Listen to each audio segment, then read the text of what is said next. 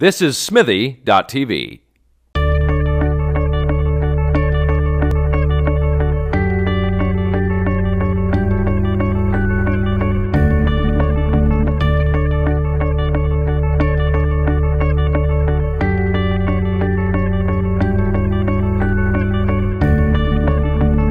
Hi, I'm Katie Ullman reporting for Katie Chats here at Smithy TV in downtown Toronto with radio announcer Al Joynes. What inspired you to get into the radio business? Hi, Katie. At a very young age, and most broadcasters know at a very young age, 8 years old, I knew I wanted to be in radio. I mean, Toronto is such a great radio town. It always has been. And from, the late 50s on, even, earlier than that, but how would I know that, right? And, it just fascinated me. And I wasn't able to really get on the radio until I was at Ryerson, 18 or 19. So that was 10 years later. So I had my own little studio in the basement, that kind of thing, did the Howard Stern / David Letterman thing, and kind of worked out. And you were one of the founding members of CKLN at Ryerson. What was that whole experience like, and how did it prepare you for your decades to come in the business? Well, it's campus radio, and at Ryerson, and there was CJRT, and it was called CRFM originally, and then we got on to 88.1, and it became CKLN. And it's downtown Toronto, so a lot of the artists and music people, as you know, it's a mecca for interviews, and people were dropping in back in the day. The Vibrators, the Sex Pistols, David Clayton Thomas, Lisa Del Bello, all these artists down here, and we'd have them on the show, and I guess it kind of honed my interview skills over the years, and also just the whole music scene. I mean, that's why I'm in it. I'm very music oriented, and it was just a real great learning experience. And unfortunately, for Ryerson and for the Toronto community, it just wasn't kept up. I mean, there's legal things that have to be done with the CRTC, and so they lost the frequency, unfortunately. But there's bigger and better things to come for that. So. And you've been at Q107 for 25 years. You left briefly and came back. What had you coming back for more? Well, it's a great radio station. It's Toronto, and now with the internet, we're all over the world. Basically, people hear us from Afghanistan to China to other parts of Canada and U.S.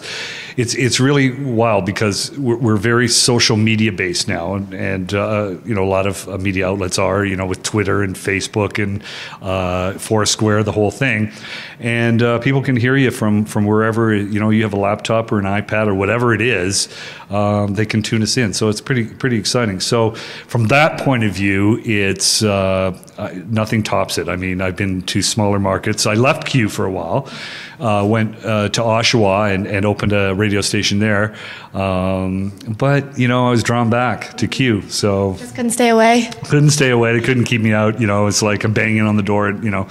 But no, it's really good, and I'm a what they call a swing announcer. So I'm on the weekend. People say, Al, how can you get up at 6 a.m.? It's like, well, I don't go to bed. No, I do. I do go to bed. But it's a Toronto radio station, so people are listening. It's not like I'm in Goat's Breath, Alberta, and nobody's listening until noon. So it's a very exciting radio station. What are your favorite all-time songs? My favorite all-time songs? That's a great question. Well, I'm very Beatles oriented. I don't know if that's an obvi or not, but it's Led Zeppelin, Rolling Stones. But then I like the new stuff too. The Sheepdogs, whoever it is. Fun is a great new band. So I try and keep up. I try and keep to. So I'm trying to think of my favorite song. It would probably have to be a Zeppelin song, and it would probably be like, I don't know, Ramble On or something, But yeah, there's many. And something that always stands out for radio announcers for me is the voice. Mm-hmm. How difficult was it to hone your voice or find your voice, or was it something that always came naturally to you?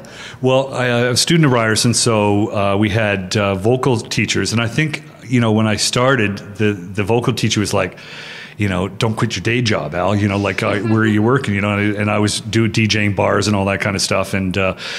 And then over the years, I just being on the radio, learning to breathe properly, talk. It sounds really cliche. You talk from the diaphragm and all that, but it's all true. And I think that I just learned not to talk through my nose, basically. Great. And what advice would you give to an aspiring radio announcer? Go into something else. It's